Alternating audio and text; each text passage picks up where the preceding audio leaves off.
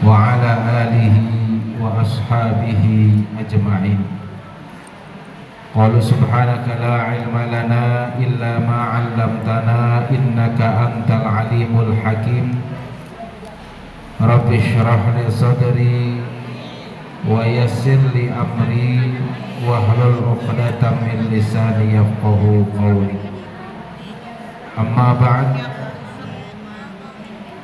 فقد قال الله تعالى في محكم التنزيل وهو أصدق القائلين: أعوذ بالله من الشيطان الرجيم. يا أيها الذين آمنوا اتقوا الله حق تقاته ولا تموتن إلا وأنتم مسلمون. Sadaqallahul azim. Hadrat ma'asyiral muslimin, jamaah Majelis Ta'lim An-Nadwah Rushdatul Ummah yang dimuliakan Allah Subhanahu wa taala. Sebelum kita memulai, tentunya mari bersama-sama kita baca suratul Fatihah. Mudah-mudahan kajian kita pada pagi menjelang siang hari ini membawa kebermanfaatan untuk ilmu yang kita dapatkan dan keberkahan dari Allah Subhanahu wa taala kepada kita semuanya. Ala hadhihi niyyah wa ala kulli niyatin salihah wa la hadratin Nabi Mustafa Rasulullah sallallahu alaihi wasallam. Al-Fatihah. A'udzu billahi minasyaitonir rajim. Bismillahirrahmanirrahim. Alhamdulillahi rabbil alamin, arrahmanir rahim, maliki yaumiddin. Iyyaka na'budu wa iyyaka nasta'in, ihdinas siratal mustaqim, siratal ladzina an'amta 'alaihim ghairil maghdubi 'alaihim waladdallin. Amin. Ibu sekalian yang dirahmati oleh Allah, sehat semua, Bu? Sehat walafiat, amin. Sehat lahir dan batin, kantongnya sehat. Alhamdulillah. Alhamdulillah aja. Udah akhir bulan kantong mana udah rada-rada. Masya Allah. Syukurin aja. Kalau ditanyain kantong sehat, semua pada ketawa. Kenapa ya? Roman bahagia banget ya. Ini bahagia apa nih? Bahagia emang karena lagi banyak duit apa lagi enggak ini ya? Alhamdulillah banyak duit. Baik ibu sekalian yang dirahmati oleh Allah, pada kesempatan yang mulia ini tentunya sangat luar biasa bahwa hari ini sekaligus kegiatan halal bihalal. Walaupun udah masuk bulan Dzulqa'dah, bentar lagi bulan Dzulhijjah, dan tentunya yang namanya halal bihalal mah nggak perlu nunggu kapan atau nunggu habis lebaran dan sebagainya, enggak. Kan momen halal bihalal itu lebih kepada momentum silaturahim kita, Bu. Karena setiap hari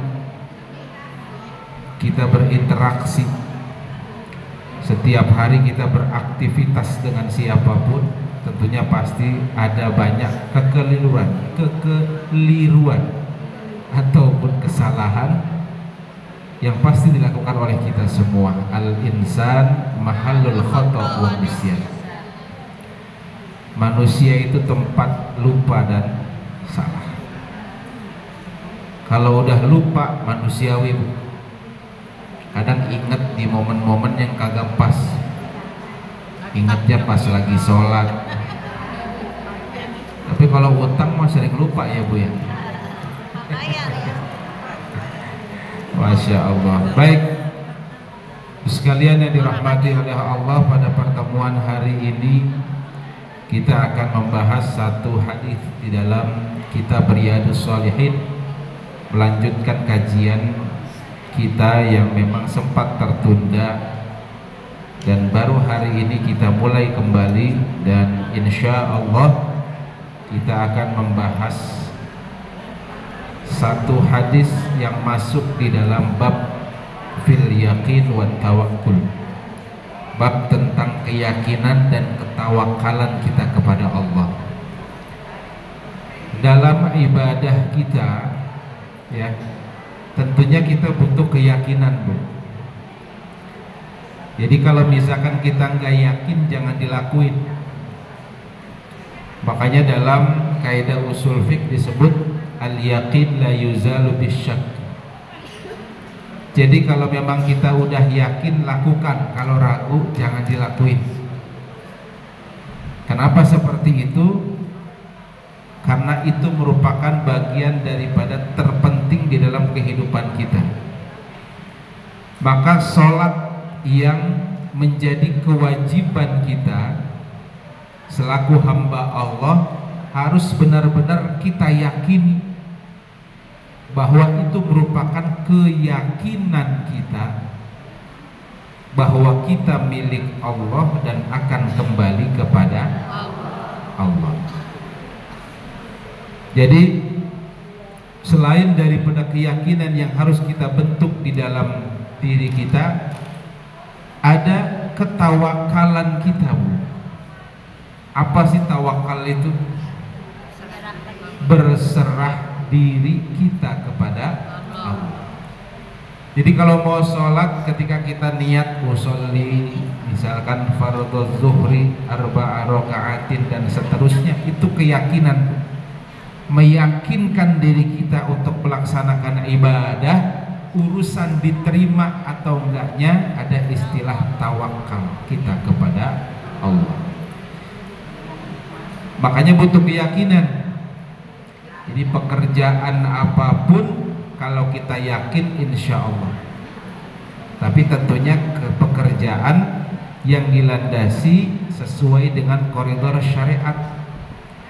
Ya.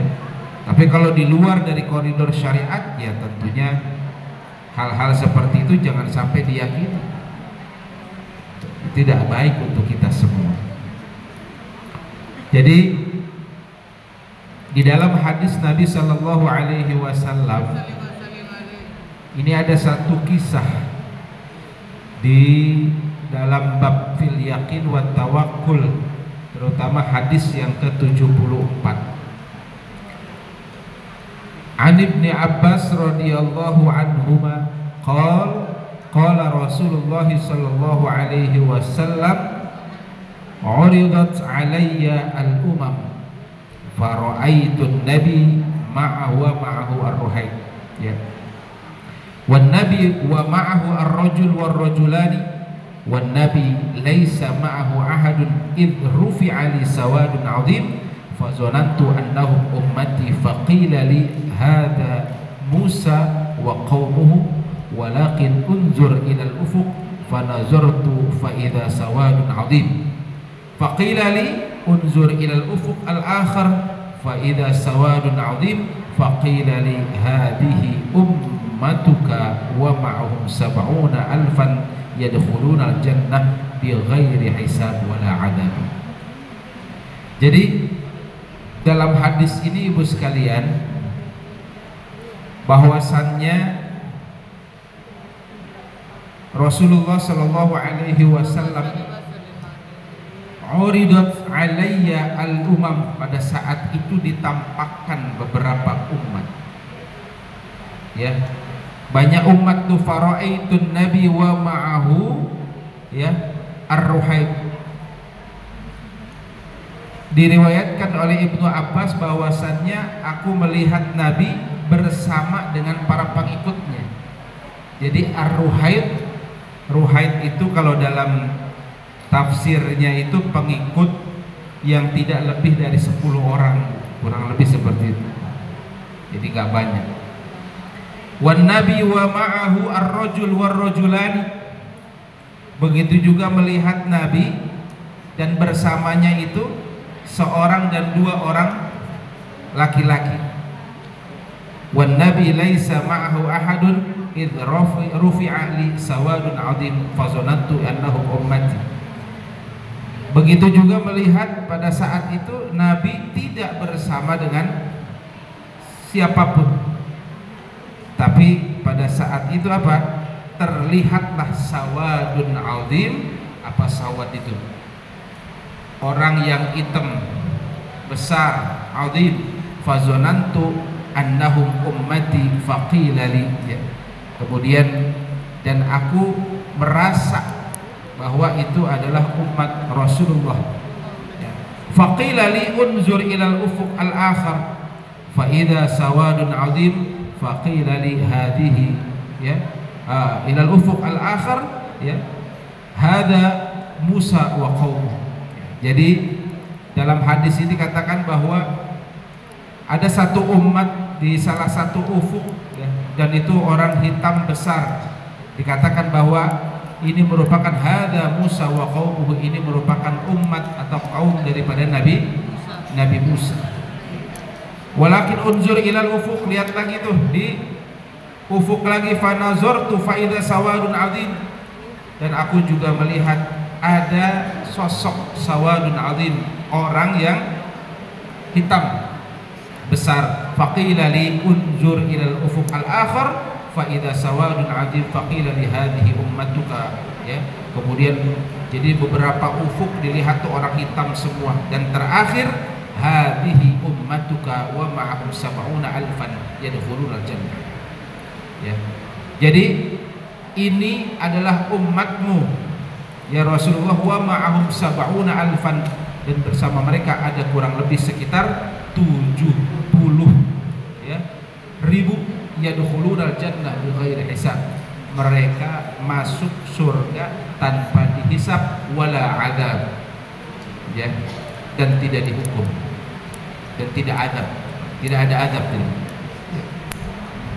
Kemudian setelah itu, setelah mendengar itu, thumma nahadha fadakhala manzilahu fakhadha an-nasu fi ulaika alladziina yadkhuluna al-jannah bighairi hisab wala adab.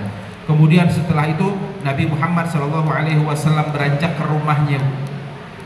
Lah kan bingung, di ngomong begitu Nabi Muhammad nggak ngomong, dia cuma bilang ini adalah, ya, umat yang memang, ya, masuk ke dalam surga bighairi hisab, tapi nggak dijelasin siapa dan kenapa dia dikatakan sebagai umat yang, ya, masuk atau dimasukkan ke dalam surga tanpa hisab, ya. Kemudian ribut dah tuh para sahabat ketika Nabi Muhammad SAW, ya, apa, nahadha fadakhala manzilahu. Kemudian ketika Nabi Muhammad beranjak masuk ke rumahnya, ulaikal ladzina yadkhuluna jannah bighairi hisab wala adzab. Kemudian fakhadhan nas. Jadi pada saat itu mereka ribut, ini jangan-jangan Nabi Muhammad ngomongin siapa nih? Iya kan? Wah, semua tanda tanya semuanya, ya. Kemudian ada waqala ba'duhum, ya, apa? Fala'allahum alladzina sahibu Rasulullah sallallahu alaihi wasallam, ya. Oh iya, mungkin dia adalah sahabat Nabi, sahabat dekat Nabi lah, bahasa begitu. Makanya dia dijamin masuk surga. Wa qala ba'duhum fala'allahum alladzina wulidu fil Islam. Oh, mungkin saja dia lahir sudah dalam keadaan Islam langsung, ya. Kemudian falam yusyriku billahi syai'a, ya. Secara otomatis kalau dilahirkan secara Islam dia nggak akan syirik kepada Allah, ya. Wa dzakaru asya, begitu dia selalu mengingat Allah, ya, dengan sesuatu apapun. Fa kharaja alaihim Rasulullah sallallahu alaihi wasallam. Kemudian setelah itu kan terjadi keributan, kemudian Rasulullah keluar, ya. Apa yang ditanyakan oleh Rasulullah? Man ladzi takhuduna fihi? Man ladzi takhuduna fihi? Apa yang kau ributkan? Gitu kan? Fa akhbiruhu faqala, dan kemudian dikabarkan humul ladzina la yarquna wa la yastarquna wa la yatatayyaruna wa ala rabbihim yatawakkalun. Nabi Muhammad SAW itu menjelaskan tentang siapa orang, ya, yang memang dijamin masuk surga, sudah pasti masuk surga, ya, tanpa hisab dan tanpa adab. Siapa? Humul ladzina la yarquna wa la yastarqun. Yarquna di sini, Ibu tahu ruqyah enggak? Kalau ruqyah itu biasa diapain? Dibacain. Nah, begitu tuh. Keluar jinnya gitu kan. Ini jin tomang apa jin mana nih? Apa jin selipi? Ya. Begitu. Jadi apa kata Nabi Shallallahu Alaihi Wasallam? Humul ladzina la yarquna. Dia enggak diruqyah. Ya bahasanya mah kagak dijampe-jampe biar dia bisa masuk surga dan segala macam, enggak. Wala yastarquna, dan dia enggak diminta buat diruqyah, Bu. Ya. Dia enggak diruqyah, dia juga enggak diminta untuk diruqyah, ya. Wala yatatayyaruna, dan dia enggak pernah mengatakan sial dengan sesuatu apapun, Bu. Baik itu sial dengan binatang, baik itu sial dengan benda-benda yang ada di depan kita. Nah kan kalau kita mah beda, Bu. Ya kan, melihat benda kepaduk dikit gara-gara batu nih gua jatuh. Ya kan? Kita nyalain benda sesuatu yang ada di depan kita, atau sesuatu yang membuat kita ini jangan-jangan, ya kan, dagangan gua kagak laku nih gara-gara pintunya madepnya madep mana nih, begitu. Kan begitu, Bu. Iya kan? Apalagi istilah apa namanya tuh? Kalau apa tuh nunjuk apa? Tusuk sate tuh gitu tuh. Noh, kalau misalkan kalau bahasa tusuk sate udah kagak laku, udah tuh usaha. Apa lu di rumah udah kagak ini, harus madep begini dan sebagainya. Bahaya. Ya. Wala yatatayyarun. Jadi tidak apa? Ya, tidak mengatakan sial kepada sesuatu. Binatang, ya, misalkan ini nih gara-gara ada segala macam, ya gara-gara nyamuk nggak bisa tidur, misalkan begitu, atau gara-gara apa segala macam, akhirnya apa? Ya, kita mengatakan bahwa benda apapun atau makhluk apapun yang ada di depan kita itu adalah hal yang sial. Ya, wala yatatayyarun, dia nggak menganggap semuanya sial. Kenapa? Karena setiap ada sesuatu di depannya, baik itu makhluk Allah berupa binatang ataupun benda dan sebagainya, itu tentunya ada hikmah di balik itu semua. Makanya apa? Wa ala rabbihim yatawakkalun. Tentunya mereka apa, Bu? Bertawakal kepada Tuhannya, bertawakal kepada Allah. Kenapa? Semua berpasrah diri. Ini kan kadang kita sering ngeluh dengan kondisi, ya kan, keadaan, apalagi faktor ekonomi yang menyebabkan kita terkadang jauh dari Allah Subhanahu wa ta'ala. Na'udzubillah. Kalau kita sampai jauh dari Allah, wal'iyadzubillah, ya, cuma gara-gara misalkan hal ataupun benda-benda yang menyebabkan kita menganggap bahwa itu merupakan kesialan, ya, maka itu hal yang sangat rugi di dalam kehidupan kita. Jadi jangan sampai, ya, menganggap benda ataupun binatang itu menjadi hal yang wala yatatayyarun. Jadi kalau misalkan kita bertawakal kepada Allah, maka tawakal, tingkatan tawakal tertinggi itu diawali dengan modal keyakinan kita, Bu. Orang yang tinggi tawakalnya, maka sudah pasti diawali dengan keyakinan yang tinggi. Kita yakin bahwa sholat kita diterima oleh Allah, makanya ketika kita ucap salam, assalamualaikum, assalamualaikum warahmatullah, tawakal kita. Kenapa? Kita di awal udah yakin bahwa sholat kita diterima. Maka itulah fungsi daripada muslim sejati. Ada keraguan, hal yang wajar, kenapa, manusiawi. Tapi yang paling utama adalah jangan sampai setiap rutinitas ibadah kita tidak merasa yakin. Jadi kalau sama halnya ketika kita apa, Bu? Sama halnya ketika kita nunggu melaksanakan sholat, misalkan dari maghrib ke isya, ya kan? Kalau misalkan kita tidak yakin bahwa wudhu kita tidak batal, atau bahasa begini, yakin kita wudhu kita tidak batal, maka laksanakan sholat isya ketika sudah masuk waktu isya. Tapi kalau ada keraguan saja di dalam diri kita, waduh ragu-ragu nih. Padahal kagak kentut, padahal nggak ini, tapi ragu-ragu bu. Akhirnya apa? Karena ada keraguan itu, makanya dalam kaidah ushul fiqh itu apa? Maka ketika ada keraguan dalam diri kita, maka keraguan itu harus kita gunakan dengan kita melaksanakan sesuatu yang kita ragu-ragukan. Misalkan apa? Oh iya, berarti saya harus wudhu lagi. Walaupun memang pada prinsipnya kita tidak batal wudhu, tapi beda halnya ketika kita yakin, ya, ketika kita yakin bahwa 100% saya nggak batal wudhunya, ya, 100% aman, ya sudah, tinggal kita laksanakan sesuai dengan perintah Allah. Maka yang paling utama itu ketika kita melaksanakan ibadah adalah keyakinan. Jadi ketika keyakinan itu kita tanamkan dengan kuat di dalam diri kita, kemudian diakhiri dengan tawakal kita kepada Allah, fa insya Allah itu jadi apa? Hal yang baik buat kita. Ya. Makanya diterimanya, dikabulkan semua doa kita, diterimanya semua ibadah kita. Nah itu tadi tergantung daripada tawakal kita kepada Allah. Ya. Jadi jangan sampai ada timbul keraguan. Ya, saya bilang, ketika kita bersodakoh contoh, ya kan? Ketika kita bersodakoh, kemudian diberikan kepada misalkan ke masjid kah, kemudian ke orang yang membutuhkan, ataupun ke anak yatim dan sebagainya, ya sudah, kita penuhi keyakinan kita ketika kita berikan tawakal kepada Allah. Jadi ketika tawakal kepada Allah, yakin bahwa Allah akan memberikan kebahagiaan dari sodakoh yang kita berikan.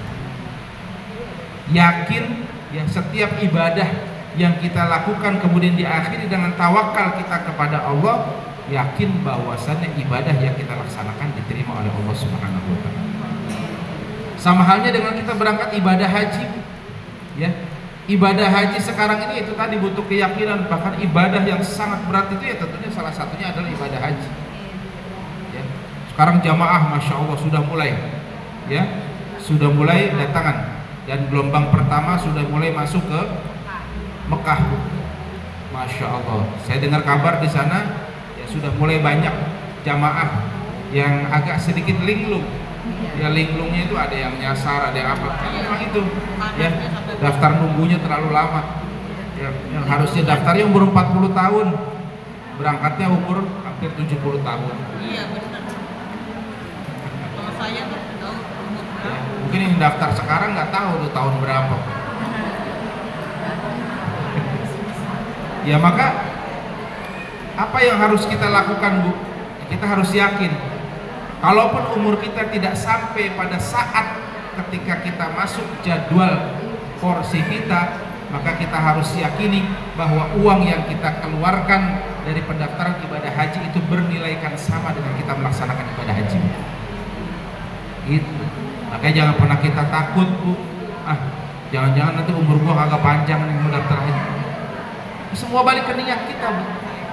Ya, semua balik ke niat kita. Kalau niat kita ikhlas karena Allah, menunaikan ibadah haji, insya Allah pahalanya sama dengan kita melaksanakan ibadah haji, walaupun ya tidak ada kesempatan untuk menunaikannya karena mungkin faktor meninggal ataupun sakit dan sebagainya.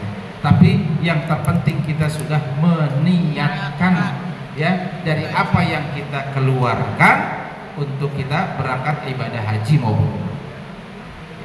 Maka penting Bapak Ibu sekalian yang dirahmati oleh Allah, bahwa keyakinan di dalam diri kita di dalam menunaikan seluruh rangkaian ibadah kita kepada Allah harus diakhiri dengan tawakal kita kepada Allah. Jadi tawakal itu berusaha apa, Bu? Berusaha berserah diri, pasrah kita kepada Allah, ya. Bahwa itu tadi innalillahi wa inna ilaihi rajiun. Ya, kita milik Allah dan akan kembali kepada Allah. Seluruh ibadah yang kita lakukan kita kembalikan kepada Allah. Apa yang saat ini kita kerjakan kita kembalikan kepada Allah. Maka ketika kita kembalikan kepada Allah, kita pasrahkan kepada Allah, itu merupakan bagian daripada ketawakalan kita kepada Allah atas ketetapan yang sudah Allah tentukan kepada kita semua. Jadi jelas ya, Bu, ya. Nah, Jadi yang terpenting apa, Bu? Yang terpenting adalah jangan sampai menganggap apapun yang ada di depan kita ketika kita mendapatkan ujian itu adalah kesialan kita, Bu. Ini kan kadang begitu, ya, kesialan kita. Ketika melihat sesuatu ini sial nih, gara-gara ini kesial nih, gitu kan? Maka ketika kita punya rumah, ketika kita mempunyai benda ataupun sesuatu yang tentunya itu membuat kita merasa tidak yakin, maka yakinkan diri kita dengan nilai-nilai ibadah. Kan di situ ada petunjuk dari Allah Subhanahu wa taala. Ketika barang ini baik buat kita, maka manfaatkan barang ini. Berikan kebermanfaatan barang ini dalam kehidupan kita. Itu doa kita kan begitu. Ya. Ketika tidak ada, maka jauhkan barang ini.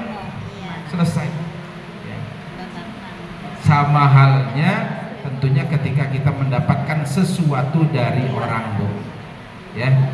Apalagi kalau misalkan kita melihat ada orang yang memang dagangnya lakunya luar biasa. Mungkin lihat, Bu, di pasar Tambun ada yang memang sepi warung, ada yang sebelahnya itu ramai, gitu kan? Ada yang sedang, ada yang memang ya istilahnya mungkin layah ya walayamut, ya kan? Udah pasrahnya luar biasa, udah yang penting mah laku, kagak laku ya udah, tuh kan begitu. Yang penting mah tiap hari ayah meren kan begitu ya, tiap hari ada kali. Yang penting begitu, karena keyakinannya kuat itu begitu. Nah, tapi kalau kita berbicara rezeki, kita kembali kepada apa yang sudah menjadi ketetapan Allah, inna kulla syai'in khalaqnahu biqadarin. Segala sesuatu yang diciptakan oleh Allah itu semua sudah ada takdirnya. Gitu. Ya. Ibu nikah dengan siapa? Takdir. Ibu punya anak, takdir. Tidak punya anak juga takdir. Kan begitu. Tinggal takdir. Artinya apa? Bahwa setiap apa yang saat ini kita arungi kehidupan kita itu merupakan apa?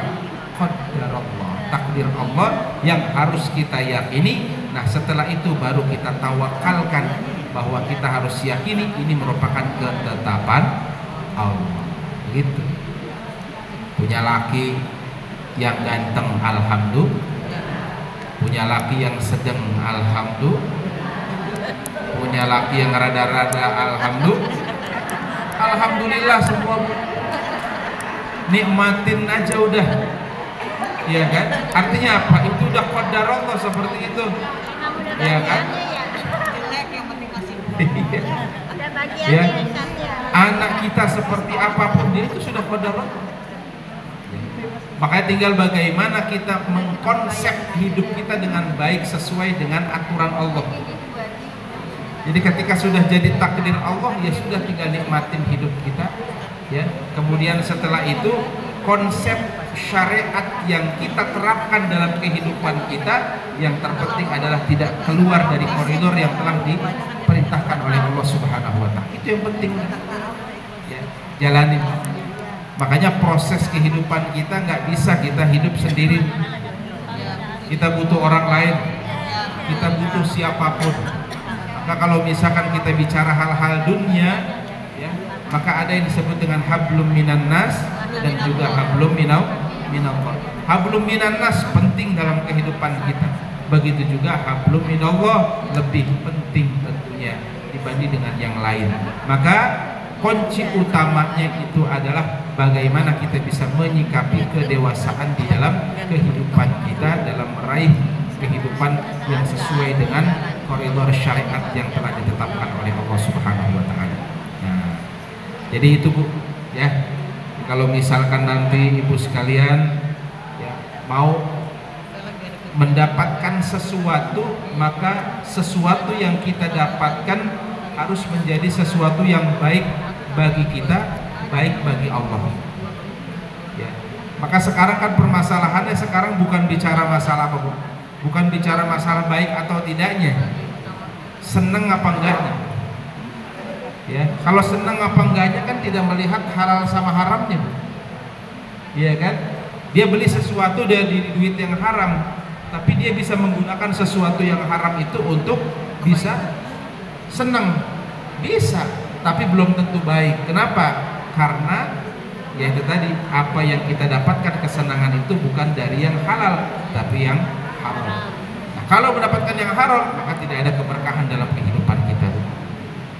Jadi kadang kalau misalkan kita mikir, kok hidup gue belangsak banget sih, kok hidup gue begini-gini aja sih, kok hidup kita begini-gini, ingat Bu, yang tahu kadar keimanan kita tuh kita. Iya. Ketika kita mendapatkan sesuatu atau barang yang syubhat, kemudian kita ambil untuk kita mendapatkan ataupun meraih kesenangan dunia, maka disitulah letak kesalahan kita, Bu.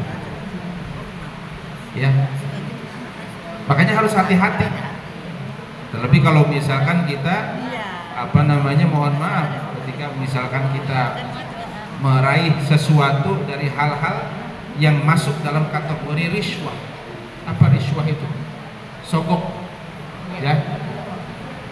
La'anallahu ar-rashi wal murtashi wal rais. Apa tuh?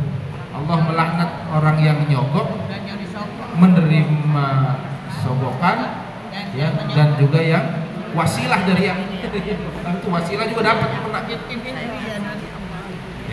Ini hati-hati. Sekarang itu udah banyak kok di Indonesia seperti itu. Nah, makanya yang tergantung dari kita. Makanya semua balik kepada diri kita. Hal yang seperti itu banyak peluangnya. Tapi namun semua itu balik kepada diri kita. Bagaimana kita bisa menyikapi untuk kita bisa menghindari dari harta yang haram. Ya. Kebahagiaan itu akan mudah diraih ketika kita ya yakin bahwa apa yang kita dapatkan itu adalah baik untuk kita dan juga baik di hadapan Allah. Tapi tentunya belum tentu menurut kita bahagia, tapi di hadapan Allah tidak baik. Bisa seperti itu. Kenapa? Karena kita ambil dari hal-hal yang tidak baik. Mudah-mudahan ya Bu ya, kita semuanya bisa istiqomah dalam beribadah kepada Allah, bisa terus memberikan kontribusi terhadap kehidupan keturunan kita semua, sehingga kita mampu memanfaatkan waktu dengan sebaik-baiknya, ya semaksimal mungkin untuk bisa meraih ridho Allah Subhanahu wa ta'ala. Amin ya rabbal alamin. Ya, pada ngipas semuanya ya. Iya, luar biasa ini kipas, perasaan gede banget ini ya. Tapi memang rada ngelekep Bu. Ya, nggak apa-apa, insya Allah keringat yang keluar dari kita ini menjadi ya hilangnya terus dosa-dosa kita yang ada di dalam kita. Amin ya rabbal alamin. Al-Fatihah. A'udzubillahi